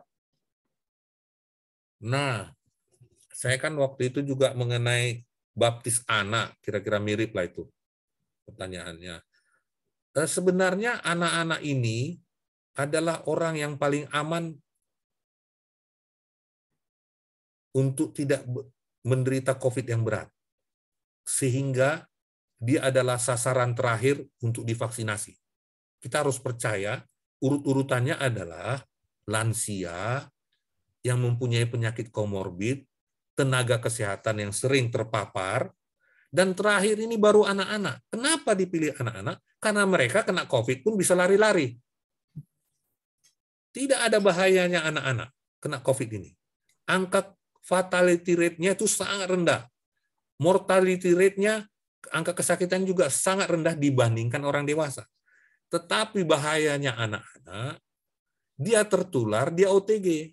Dia dicium omanya, opanya yang sakit, dia nggak sakit. Itu anak-anak. Ya, jadi kalau tatap muka itu berbahayanya adalah kalau dia sampai di rumah. Nah, itu filosofinya. Jadi menurut saya itu kebijakan dari PPKM itu kan 50%. Ikut aja itu. Ikut aja itu. Menurut saya itu udah dipikirkan matang itu tahap. Karena bahaya juga anak-anak ini tidak ketemu temannya. Ya, itu seimbang seperti itu. Ikut aja. Tapi kalau orang tuanya seperti di PPKM itu juga, kalau orang tuanya tidak mengizinkan, nggak apa-apa. Tapi kalau anak itu mau, orang tuanya mengizinkan, dan tidak melanggar PPKM, ini pendapat saya pribadi, ini susah saya. Ini saya tidak takut anak-anak itu akan sakit. Tapi kita takut anak-anak itu akan menularkan orang tuanya. Gitu. Ya. Oke. Oke, terima kasih dok. Terus yang satu lagi yang terkait dengan kita nih dok, tentang ibadah gimana dok? Apakah kita dengan demikian apakah ibadah hybrid bisa kita lakukan lagi seperti yang sudah? Ini ada Kak Elis di sini soalnya, pasti dia juga lagi galau nih dok. Saya berdoa khusus untuk menjawab ini.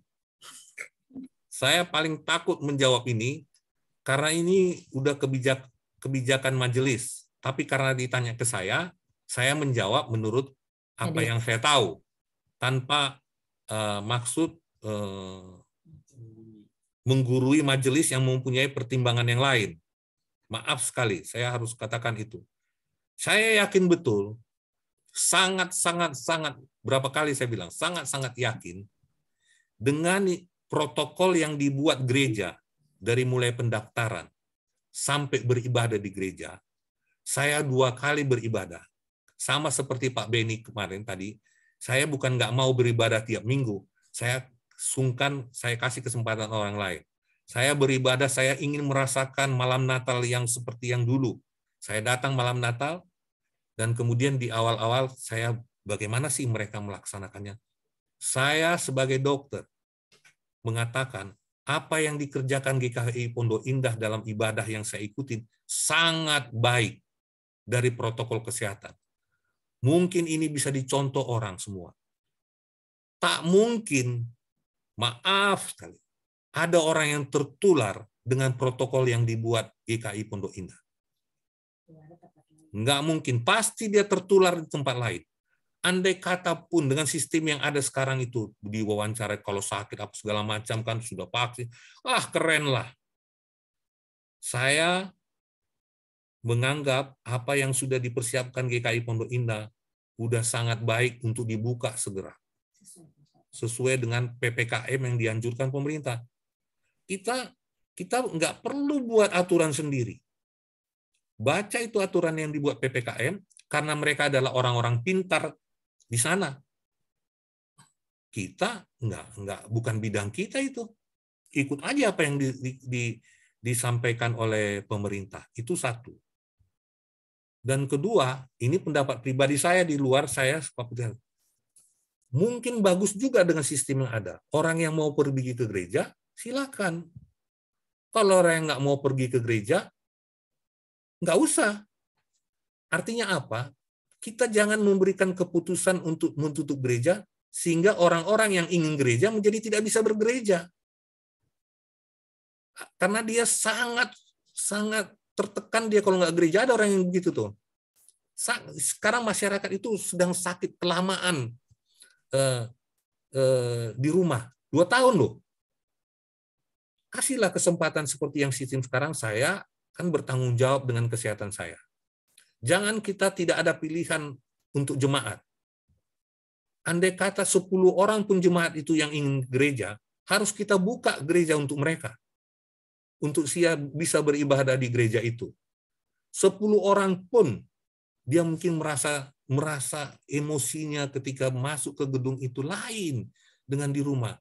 Dan kalau sekarang itu yang kurang adalah, saya selalu bilang itu, di gereja kita itu frekuensinya jangan 1 kali.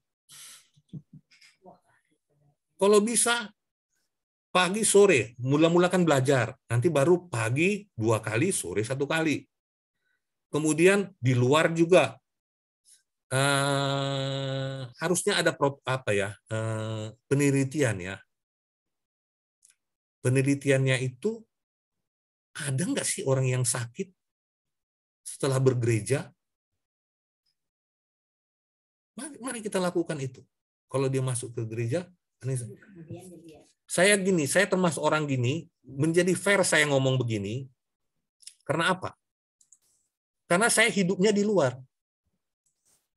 Saya selalu kerja. Sehingga saya sah kalau saya dikasih kesempatan untuk pergi ke gereja. Dari Senin sampai Sabtu. Banyak orang seperti saya kan, pergi ke kantor, tapi kenapa saya nggak dikasih ke gereja? Saya pergi ke rumah sakit, saya ketemu orang sakit tiap hari yang COVID, saya pakai masker, kenapa saya ke gereja nggak bisa? Maaf ya kayak panjang ya, Bu. Ini tadi kan nanya pribadi saya ini, bukan sistem. Saya sangat menghormati majelis dengan putusannya, banyak pertimbangan. Tapi yang nggak menjadi fair adalah, kalau kita putuskan untuk tidak di gereja, orang yang memutuskan itu, Senin sampai Jumat, keluar. Dia pergi-pergi. Iya kan? Ke kantor dia, terus kemudian dia makan-makan dia sekali-sekali ke restoran. Tapi ke gereja ikut dia memutuskan, jangan tutup gereja. Nggak boleh itu. Maaf saya ngomong, nggak boleh itu. Kalau saya ini orangnya sah kalau saya pergi gereja karena saya memang dari Senin sampai Jumat keluar. Kira-kira kayak gitulah yang maaf ya. Ini Ibu ini harusnya jangan tanya saya karena saya itu, kalau ngomong kayak gini saya ngomong apa yang saya tahu. Ya nggak apa-apa Dok, kan ini perlu ada pencerahan juga. Kan daripada Dok ibadahnya betul. Tapi saya yakin seyakin-yakinnya gereja itu sangat bagus prokesnya. Saya lihat maskernya keren-keren, N95 saya diri ke kanan N95, senyum pun masih takut senyum, takut kebuka gitu. Wow, keren lah. Nggak ada yang ngobrol keluar langsung masuk mobil. Wih. Habis itu dia makan ke PI Mall. Tapi kan lumayan daripada ibadah di rumah tetap ke PI Mall, Dok.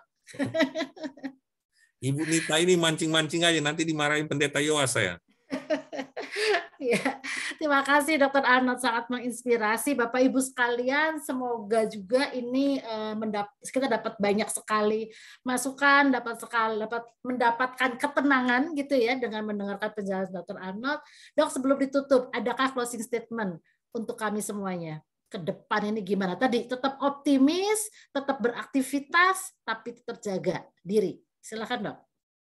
Aduh, saya sangat terhormat ngasih omongan seperti ini. Biasanya pendeta yang ngomong seperti ini. Saya ngomong seperti ini karena dokter ya. Iya. Saya sangat senang menyampaikan berita-berita baik ini karena inilah yang sering kami omongin sama kawan-kawan di rumah sakit, bahwa kondisi saat ini sangat berbeda dengan waktu varian Delta. Mudah-mudahan ini betul dan kita jangan takut. Itu susah menyembuhkannya penyakit takut. Jangan takut, maju, tapi tetap pakai protokol kesehatan. Kenapa kamu bilang gitu? Saya sudah menjalaninya. Saya nggak ngomong, anak saya sudah menjalaninya. Bukan omong kosong saya ngomong gini.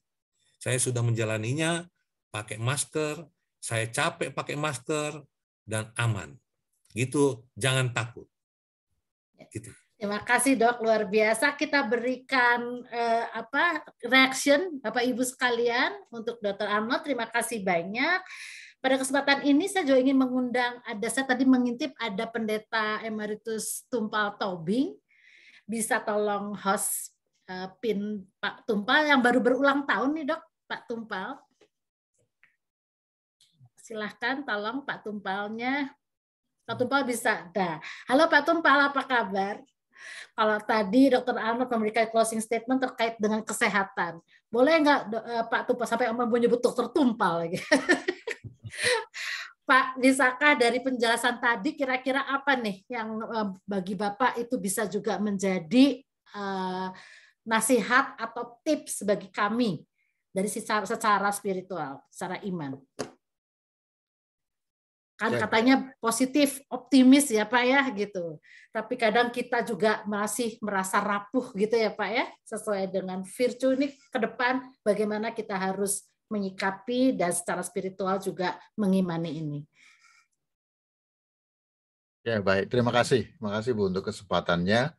Saya kira yang dibawakan oleh Dr. Arnold ini namanya Euangelion. Jadi berita sukacita kan gitu ya, kayak Alkitab aja nih sudah bawakannya. Apalagi yang terakhir ada sesuatu yang sangat positif dan kata-kata jangan takut gitu ya. Jangan takut itu kan berita Natal barusan aja kita dengar banyak. Jangan takut dan hari ini dikasih tahu jangan takut. Kenapa? Ketika kita berpikir positif, energinya juga positif kan begitu ya. Ketika kita berpikir negatif ya tentu kita jadi rapuh gitu ya. Tapi kalau kita mikir rapuh ya rapuh betulan gitu. Saya nggak mau mikir rapuh ya. Saya mau mikir sesuatu yang positif. Tuhan beserta. Nah, kalau misalnya sesuatu terjadi dan saya tidak bisa mengendalikan itu, saya serahkan sama Tuhan. Tapi ketika kita bisa mengendalikan, ya kita harus lakukan. Kayak tadi misalnya protokol ya harus ditaati, semuanya dilakukan dengan sangat baik. Tapi tadi ya awalnya jangan takut lah gitu.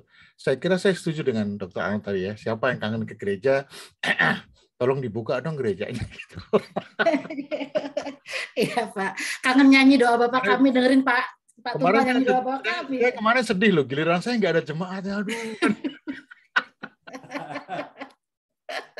Iya Pak. Sekali gitu ya. Tapi oke lah, ini semua kan dalam rangka untuk merawat kehidupan. Betul. Jadi hari ini saya kira ini hal yang sangat penting sekali untuk kita semua, untuk menjaga diri kita, tapi juga berserah kepada Tuhan. Dalam pengertian tadi ya, selalu mengarah kepada bagaimana kita bisa selalu bersukacita lah dalam kehidupan ini. Tidak ada yang tahu ya, apa yang akan terjadi kita esok hari, kita nggak ada yang tahu. Tapi jangan lupa untuk bersukacita, jangan lupa untuk menyerahkan diri. Dan saya kira hari ini tadi juga pertanyaannya luar biasa. Ya, pertanyaan sangat luar biasa. Jadi bagi kita yang mendengarkannya sekarang lagi tidur mungkin ya, capek-capek tadi saya kira jadi bangun gitu ya, karena nggak apa-apa nih kelihatannya kan gitu ya. Lah ini positif kan. Nah jadinya mungkin juga akan lebih cepat sembuhnya gitu. Kita mau berdoa bersama juga nanti gitu ya untuk kita semua. Terima kasih Dok, untuk sekolah juga tadi Bu Priska juga kelihatannya menanggapi dengan sangat senang sekali gitu ya. Yang punya silakan Bu Priska karena kita kan sekolah aja bisa PTM, masa gereja nggak berani. Itu kan itu maksud pendeta. Udah pokoknya positif lah semuanya gitu ya. Baik-baik gitu. Terima kasih Dok. Terima kasih. Tolong tutup doa sekalian dan mendoakan teman-teman yang masih mungkin sakit Dok dan keluarganya. Dok lagi, aduh Pak Tumpal. Ini Dok saya karena botak tadi. Baik, mari kita tutup sekalian ini ya. Iya, baik. Oke, baik. Terima kasih. Mari kita bersama-sama berdoa ya. Dan kita mohon pertolongan Tuhan untuk hari-hari yang selanjutnya. Mari kita berdoa. Bapa di surga, kami sungguh bersyukur ya Tuhan. Karena beberapa saat ini, beberapa jam ini kami boleh mendengar satu dialog, diskusi, dan masukan-masukan yang sangat menarik, yang sangat memberikan energi positif bagi kami ya Tuhan. Sehingga kami meyakini bahwa Allah hadir bersama kami saat ini, melalui Dr. Arnold, dan melalui para penanya, dan kami yang semua hadir di sini, sehingga pada hari ini pun kami juga mengalami sukacita. Bapa di surga, di antara kami saat ini, ketika mendengar ini pun masih dalam keadaan sakit, masih dalam keadaan lemah, bahkan masih dalam keadaan khawatir. Namun kami tahu Tuhan, melalui apa yang kami dengar hari ini, kami boleh kembali dikuatkan dan segera boleh pulih kembali. Karena kami jadi tahu apa yang harus kami lakukan. Terpujilah nama-Mu ya Tuhan yang tidak pernah meninggalkan kami. Bapa di surga, izinkan kami masih mau berdoa juga untuk Pak Andrew, untuk Tasya, dan juga untuk Bu Lia. Demikian juga untuk saudara kami, khususnya guru, karyawan, orang tua, dan siswa yang saat ini juga terpapar sakit ya Tuhan. Mohon kiranya melalui obat-obatan, melalui perawatan yang diberikan, mereka boleh kembali diberikan pemulihan. Tapi terlebih dari semua itu ya Tuhan, kami menyadari bahwa kami tidak dapat mengubah situasi atau keadaan yang terjadi karena Tuhan mengizinkannya. Namun kami yakin dan percaya penyertaan-Mu lebih daripada permasalahan dan juga sakit penyakit yang kami atasi. Ketenangan, kedamaian boleh kembali memberikan kami pemulihan. Terpujilah nama-Mu ya Tuhan. Tuhanlah kiranya akan memberkati Dr. Arnold, memberikan kesehatan, karena beliau setiap hari boleh berhadapan dengan tantangan-tantangan sakit penyakit. Demikian juga untuk saudara kami yang ada di front depan, para perawat, dokter-dokter, Tuhan juga selalu memberikan semangat, memberikan sukacita, dan melindungi. Kami berdoa juga untuk gereja kami yang terus-menerus Tuhan mempersiapkan segala sesuatunya, mohon juga hikmat dari Tuhan, dan juga untuk gereja-gereja yang lain, sehingga kami boleh terus mendengarkan berita sukacita ini. Semakin hari, semakin berani Tuhan untuk terus berjuang dalam hidup ini. Ada banyak orang yang berani mati, tapi untuk berani hidup itu menjadi hal yang sangat sulit. Oleh sebab itu ya Tuhan, biarlah kami bersama Tuhan boleh terus berani hidup. Kami berdoa dan mohon doa kami ini di dalam nama anak-Mu, Tuhan kami, Yesus Kristus. Amin. Amin. Terima kasih banyak Pak Tumpal. Dan sekali lagi selamat ulang tahun, panjang umur, sehat terus. Bapak Ibu sekalian, kita sampai di penghujung acara. Kami undur diri, mohon pamit. Kita tetap semangat, tetap sehat, dan jangan juga urung untuk berkarya, tetap melayani di dalam aktivitas kita sehari-hari. Selamat malam semuanya. Selamat malam, Tuhan berkati. Selamat malam. Terima kasih. Tumpal, selamat ulang tahun, Pak. Selamat malam. Terima kasih. Terima kasih, Bapak Ibu semua. Pak Beni, terima kasih. Mas, semuanya. Terima kasih. Ibu Cynthia. Asistennya Pak Dr. Arno. Ya. Terima kasih Pak semuanya. Selamat ulang tahun Pak Tumpal. Pak Felicianus. Felicianus juga yang baru sakit. Terima kasih Pak. Sehat ya. Sehat semua Bapak Ibu. Kristina Saroha. Selamat makan ya.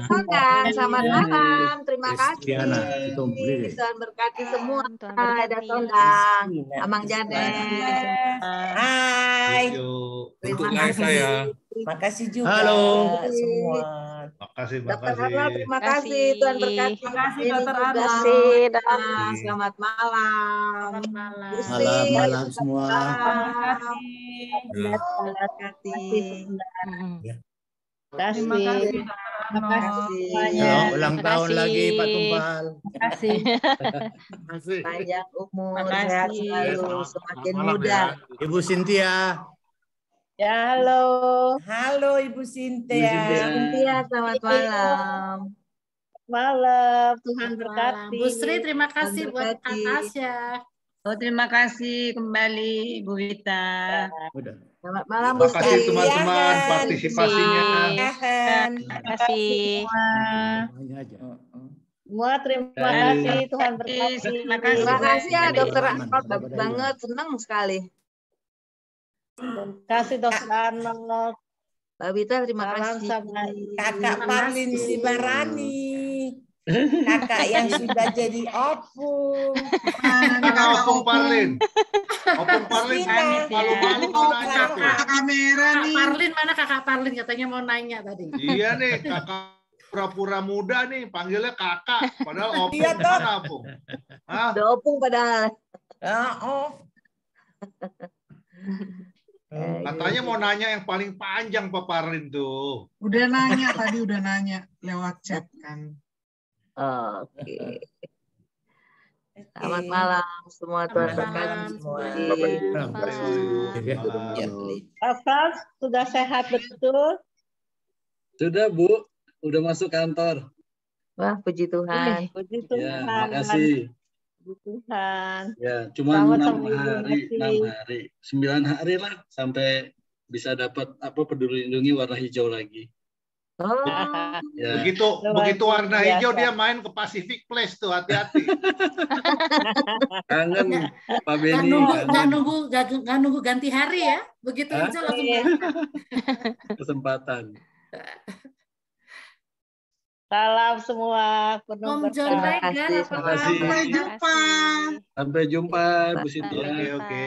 Sampai jumpa. Saya tutup ya. Terima kasih kami. Makasih Bu Ratna. Sampai ketemu. Makasih, selamat malam, selamat istirahat. Selamat malam. Semuanya. Terima kasih Bu Wita. Sama-sama. Terima kasih Ufanda semua. Terima kasih Bu Sintia. Dr. Arnold, Pak Tumpal, dan teman semua. Terima kasih Bu Sintia. Selamat malam. Selamat malam. Malam.